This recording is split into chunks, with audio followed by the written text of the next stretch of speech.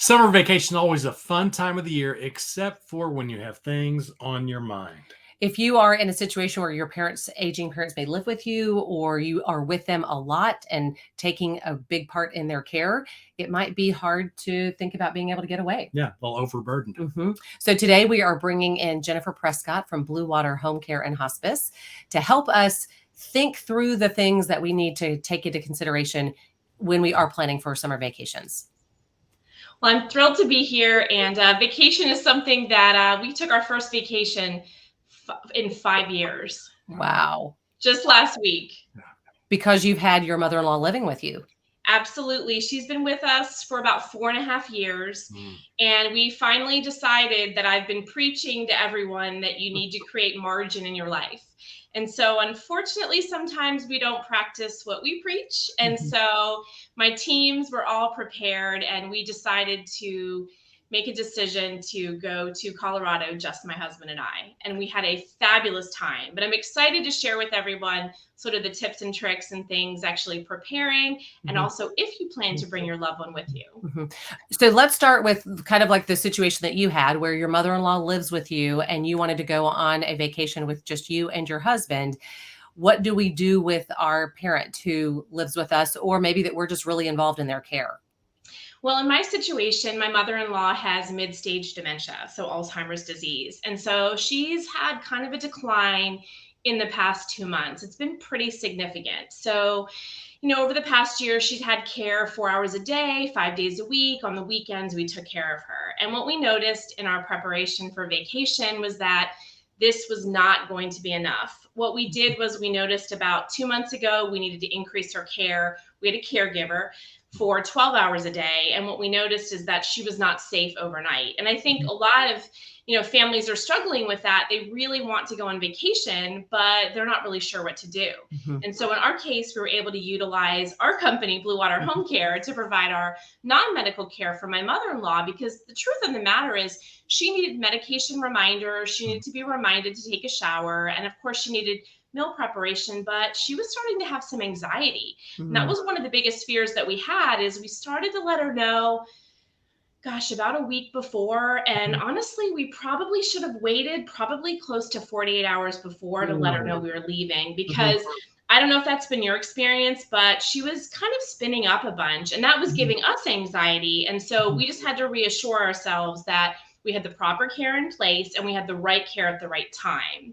And so for families, they need to make a decision what type of care they need, because sometimes they can just use care from a family member, just to maybe pop in and out and check on mom or dad, fill up a medication planners or something like that. They might not need full-blown care. Kim's mom doesn't live with us. She's in independent living, but she's talking to Kim every day, all the time. And I think if we go out of town, you'd have a laundry list of things like, okay, mom needs to do this, mom needs to do this, mom needs to do that. I have a feeling that a lot of people are getting a little bit overburdened and overwhelmed because there's so many things on the list. What if I forget something? How do we handle something like that?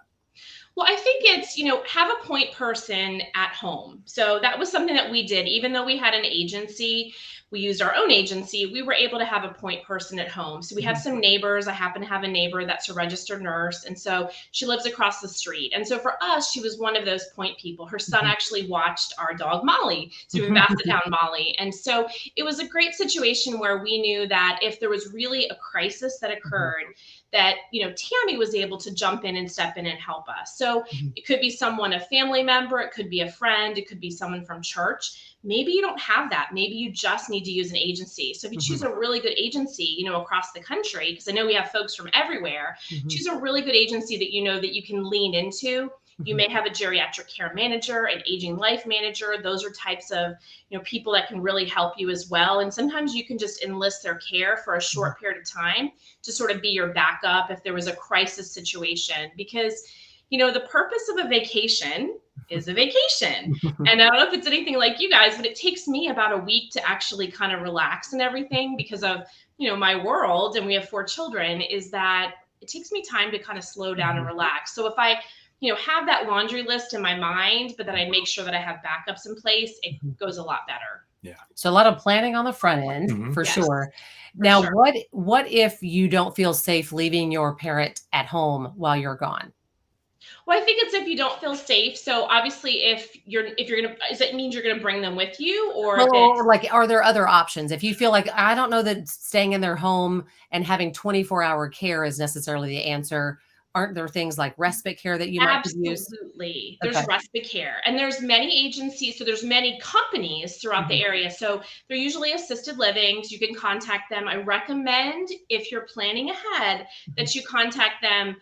About a month or two ahead of time, because they might not take 10 people on respite. Sometimes Mhm. they have a minimum, so they Mhm. might have a 2 or 3 week respite, but Okay. it's an awesome opportunity for you to have a little bit of time so you can truly turn your brain off and focus on your loved one, your Mhm. spouse, or just yourself. Mhm. So that's a great option. And then of course you could actually bring to a family member's house. That's another Mhm. option. A Mhm. lot of times folks do that. It's a great opportunity. Maybe they don't leave their home, but you Mhm. have family members come into their home. And if people Mhm. have memory issues, it may be easier in some situations as they're progressing in their disease process Mhm. to actually have someone come to their home Mhm. versus have them travel. Mhm. Gotcha. Gotcha. I know anyone in the Austin area would, of course, call Blue Water first thing to get somebody Absolutely. to help if they go out of town. But what if they're somewhere else in the country? How do you know who to look for in home care? How do you know you picked the right place? So I think the first thing is to go online. I think ask your friends, most of the time. I mean, I'm in the age of, obviously I'm almost 50, and so I'm in the cohort of, Mhm. of women, that's kind of our demographic, that are taking care of their aging parents. So 45 to 65-year-old females Mhm. and males. And so ask your friends. That's the first, where have you had a good experience?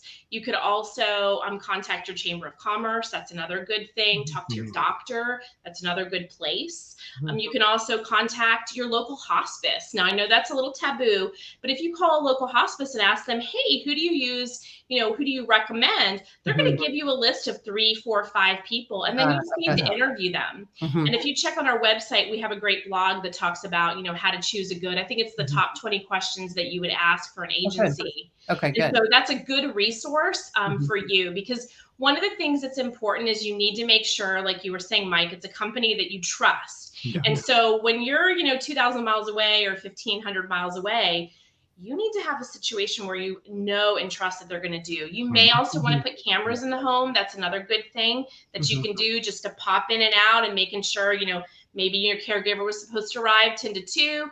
And, maybe you pop in there at 10:30, you just look on your phone. Okay, Mhm. everything's good, mom's good, the caregiver's there, and happy, happy, joy, joy. So that's another good opportunity. Okay.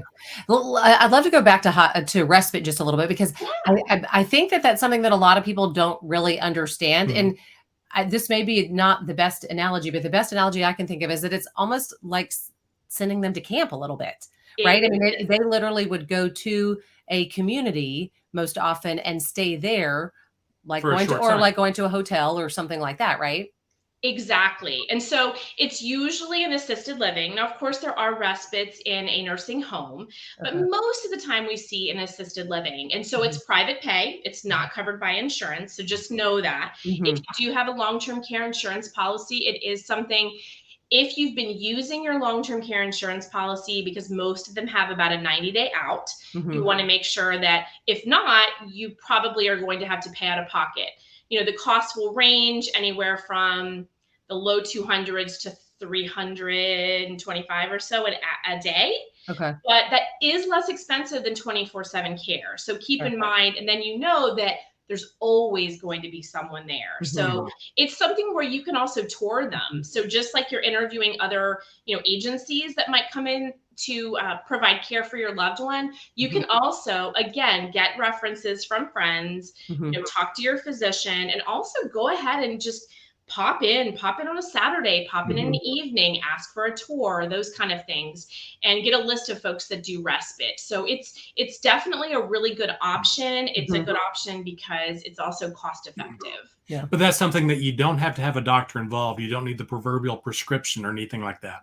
No, but what they will provide is you probably are going to need to provide medical records Okay. and Mhm. medications as well. And so, depending on the community that you're at, they may Mhm. require you to use the pharmacy that they use. And Oh, Okay. so, there's no orders per se, but they want to make sure that it would be the appropriate patient or client at the appropriate community. They don't want to put anyone in the community that's not appropriate. So, memory care, and you may need to use a memory care as well for safety. Sure. So these are really great ideas for things, ways to be able to sort of, one, give you a break and be able to let them go stay someplace safe, and also potentially be able to try it out. If you think that they're maybe in this situation or stage that maybe the next best step is to maybe move into independent, to assisted living, this, I guess, sort of lets you try it out a little bit. Yeah. In some ways. It's true. And we're kind of in the process of right now, my mother-in-law is in the process of going to an assisted living.